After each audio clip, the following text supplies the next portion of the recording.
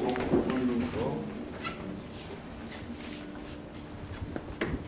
Bonjour. Bonjour.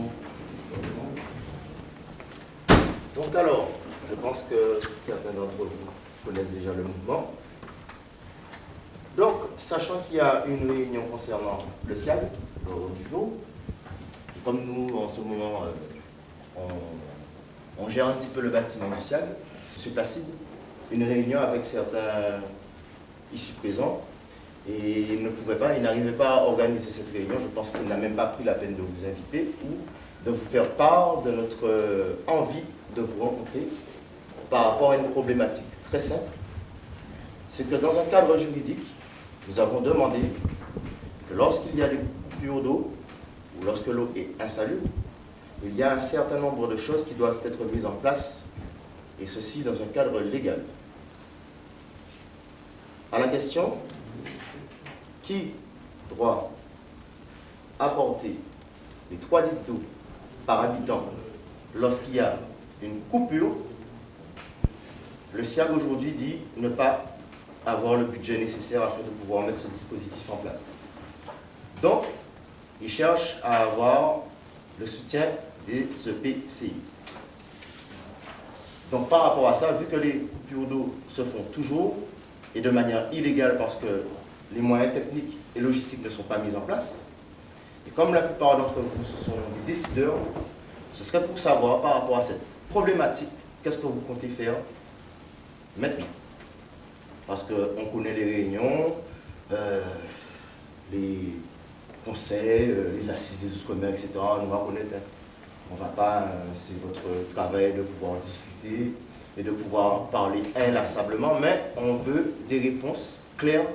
C'est juste une question logistique qui peut donner aujourd'hui de l'eau à la population de façon à que lorsque vous coupez l'eau, que ça ne se fasse pas de manière illégale et qu'on respecte aussi les citoyens que vous représentez, la plupart d'entre vous.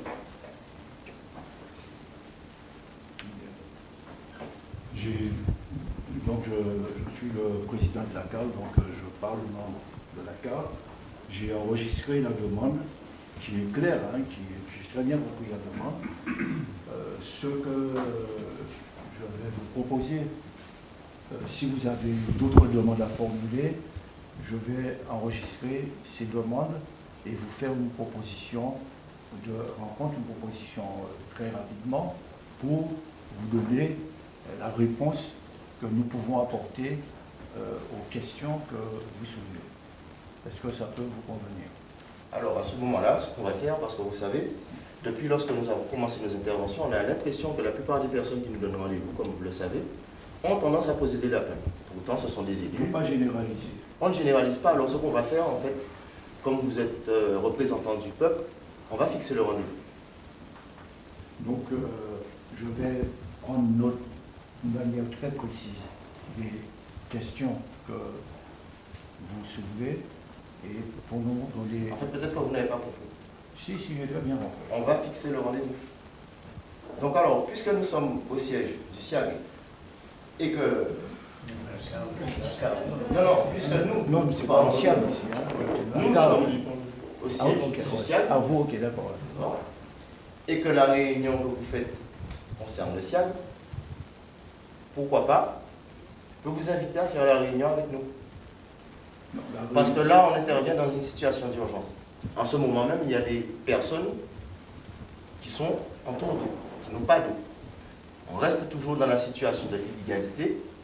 On va dire que, vu qu'on est dans l'illégalité, est-ce qu'on continue à travailler en flagrant délit, puisque les coupures d'eau ne sont pas réglementaires, et que votre opérateur, c'est-à-dire le SIAG, n'a pas la possibilité aujourd'hui, on ne va pas rentrer dans le sujet, de pouvoir acheter quelques packs d'eau.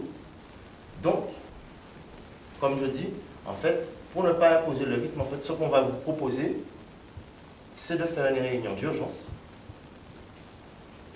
pour pouvoir trouver des solutions concrètes. J'entends, je vous entends et j'enregistre la demande. Le délai?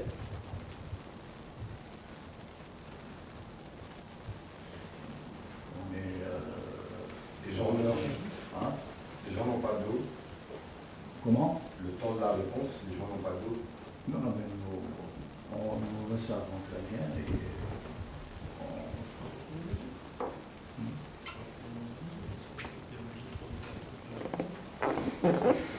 Je rappelle qu'en ce moment, vous n'êtes pas séquestré. Si vous voulez sortir, vous êtes libre de sortir. Ils sont devant la porte. c'est-à-dire que je n'ai pas compris. Si Vous n'êtes pas séquestré si vous voulez sortir, les personnes qui se sentent mal à l'aise. Vous pouvez sortir, vous pouvez quitter le lieu pour les personnes qui se sentent mal à l'aise ou qui ne l'assument pas. Voilà. Ce n'est pas une séquestration.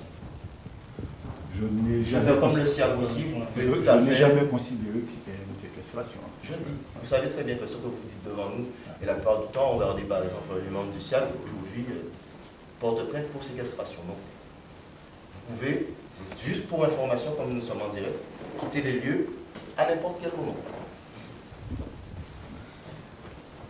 Je voulais... Président, je crois que tu as posé une question. Bon, il y a le problème des gens qui n'ont pas de l'eau. Et tu as bien dit que s'il y a d'autres points, il serait nécessaire que le collectif syndical nous le dise pour qu'on puisse se décider. Si on n'a pas ces éléments-là, on ne peut pas fixer de rendez-vous, ne sachant pas quel sera l'eau du jour. Il y a la question de l'eau qui est urgente, c'est vrai, mais il y a un autre point que le président a demandé de préciser, il fallait le préciser. Donc tout à l'heure, M. Kazi a fait son intervention, a dit qu'on n'a pas mis en place les moyens techniques pour régler ces problèmes-là, mais je voulais tout simplement rappeler que la compétence de l'eau qui appartient au SIAD a été reprise en charge en grande partie par la collectivité du Gosier et par la CAO. Et c'est ainsi que nous avons mis en place un certain nombre de travaux qui sont en cours et qui sont relativement terminés, qui vont nous permettre de donner de l'eau rapidement à la population. Nous avons pris le problème à bras le corps, ce n'était pas notre compétence. Aujourd'hui, on peut dire que le réservoir de l'Euro qui était désaffecté est totalement refait. La partie qui connecte ce réservoir-là au fidèle de Bilocado est fait. Il reste la partie surpressée à faire.